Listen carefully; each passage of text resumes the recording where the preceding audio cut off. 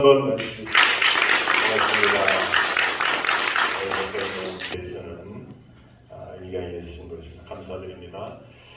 이어서 우리 축사 시간을 가지겠습니다. 저희들만 모여서 이렇게 기도하는 것도 중요하지만 특별히 그 국정을 책임지시는 분이 한 분 오셔서 이렇게 같이 기도하는 대표로 기도에 참석한다고 하는 것은 참 저희들에게도 큰 영광입니다. 우리 국민의힘 전 원내대표이신 우리 권성동 의원께서 이렇게 매 시간마다 저희와 함께 하시고 운명 같이 하겠다고 했어요. 위에서 좀 많이 기도해 주시고 격려도 해주시고 또 지원도 해주시면 고맙겠습니다. 큰 막중한 이제 책임을 갖고 계셔서 운신의 폭도 뭐 이렇게 크지 않습니다. 조금 어디 가서 무슨 말 하면은 금방 또 매스컴 타서 문제가 되는 그런 요소가 있는데 오늘 상당히 크게 여러 가지 큰 일들을 많이 또 말씀을 하셔서 저희들이 감사드립니다. 이 시간 축사의 말씀을 해드리겠습니다. 박수로 좀 환영해 주십니다. 네, 반갑습니다. 지난 10월에 이어서 11월에도 국가와 국민을 위해서 그리고 또 윤석열 정부의 성공을 위해 이렇게 특별 기도회를 개최해 주신 우리 한국교회연합의 송태섭 회장님을 비롯한 목사님들 그리고 장로님들, 성도님들께 깊은 감사의 말씀을 드립니다. 지금 우리나라는 안보상의 위기, 또 경제 위기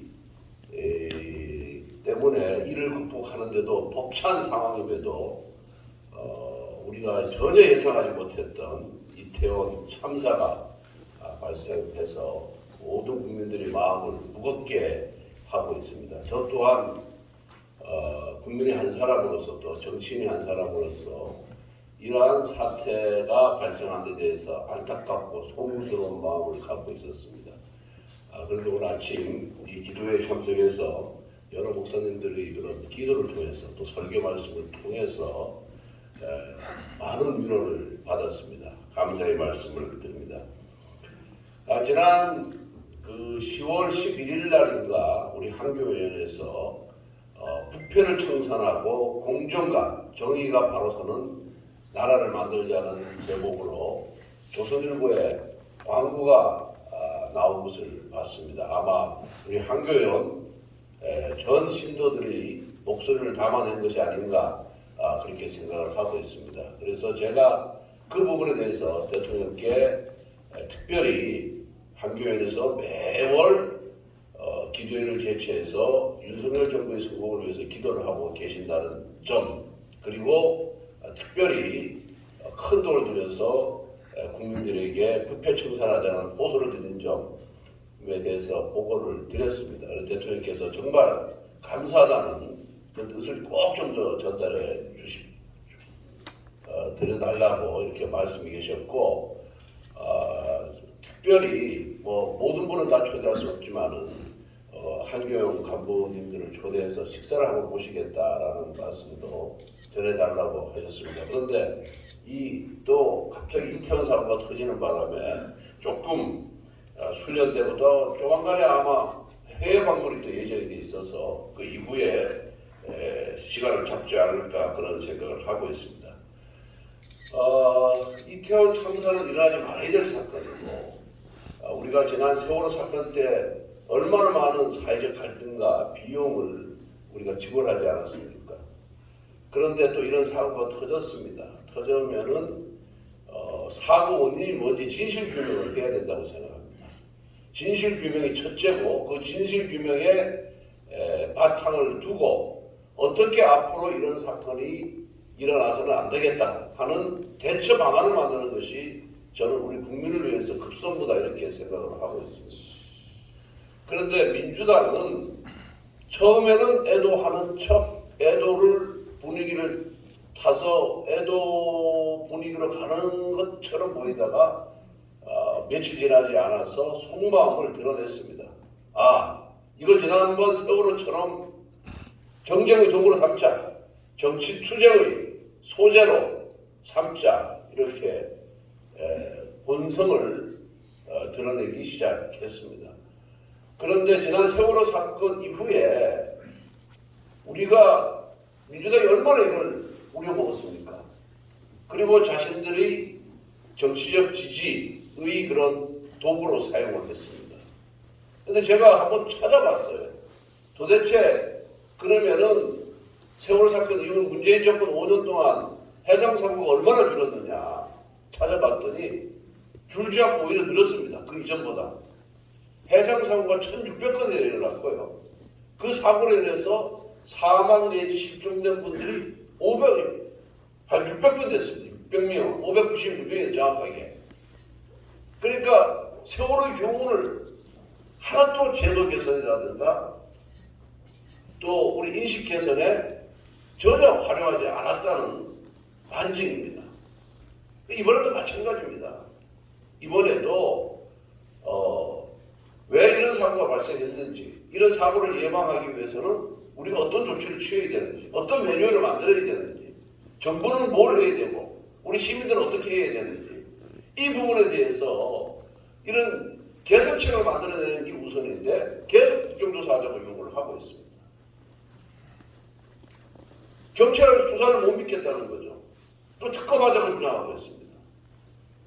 대형 참사 사건에 대해서는 원래 검찰이 직접 수사 대상으로 규정을 해놨습니다. 그러나 지난번 검수완박법을 통해서 이 사회적 참사 사건을 검찰이 아닌 경찰이 수사 대상으로 바꾼 사람들이 민주당입니다. 그런데 그러한 민주당이 경찰을 못 믿겠다, 셀프 수사에서 못 믿겠다 이렇게 나오고 있습니다. 현재 법으로서는 경찰 외에 누구도 수사를 할 수가 없습니다. 그럼 경찰의 수사 결과를 보고 그래도 뭔가 미흡하고 그래도 뭔가 감추는 것이 있다고 보이면은 그때 가서 국정조사나 특검을 요구해야지, 처음부터 국정조사 특검을 하자는 것은 결국 이걸 갖고 정치적으로 악용하겠다, 이용하겠다. 국민의 슬픔을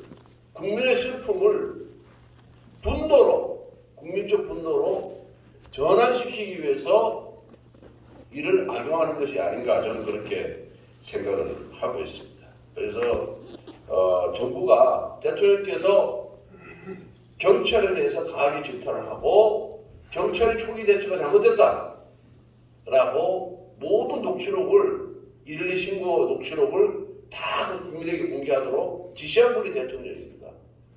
윤석열 정부가 감출 게 하나도 없습니다. 아마 제대로 조사를 할 것이다, 이렇게 저는 생각을 하고 있습니다. 점점 이거 왜 이렇게 국정조사, 특검, 정치수정을 하겠습니까? 국민적 관심을, 국민의 눈을 이재명 대표의 각종 비리 의혹 수사로부터 전환시키기 위해서, 돌리기 위해서 이렇게 얕은 꼼수를 쓰는 것이다, 이렇게 생각을 하고 있습니다. 이제 하나씩 드러나고 있습니다. 유동규가 사실을 얘기하기 시작했습니다. 이제 이재명의 각종 비리 의혹과 연루된 다른 사람들이 마음을 바꾸리라, 저는 그렇게 생각을 하고 있습니다. 누가 총대를 매겠습니까? 이 대명천지 민주국가에서 혼자 총대를 매는 사람은 거의 없으리라고 저는 생각을 하고 있습니다. 시간이 흐를수록 바로 정신을 차려서 있는 그대로, 사실 그대로 밝히리라, 저는 그렇게 생각을 하고 있습니다. 제가 지난번 10월달 기도에서 우리 목사님들과 또 장로님들께 이런 말씀을 드렸습니다. 윤석열 정부 탄생 주역이 여러분들이시다. 우리 한교연이다. 아멘.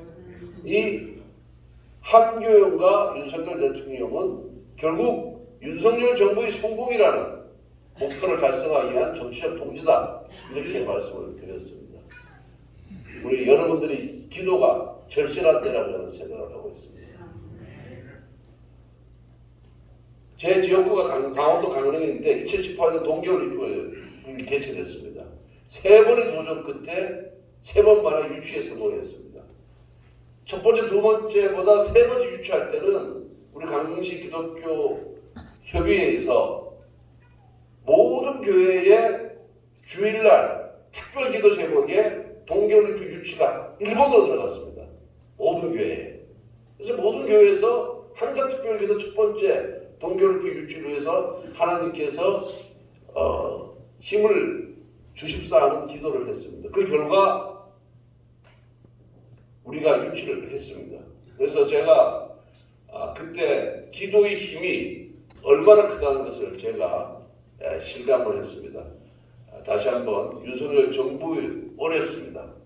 이 위기를 극복해야 우리도 성공하고 대통령도 성공하고 대한민국도 성공한다고 생각합니다.